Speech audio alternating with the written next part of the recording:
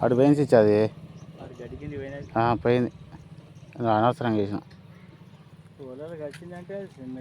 మెసులుతూనే ఉంటుంది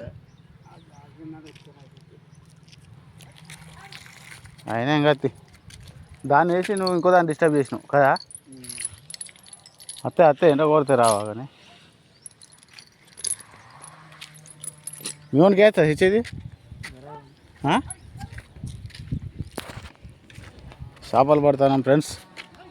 అందరం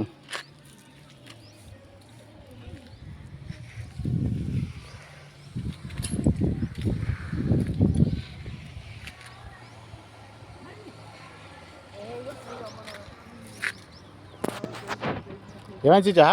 కచ్చలు కడతావా కచ్చలు కట్టు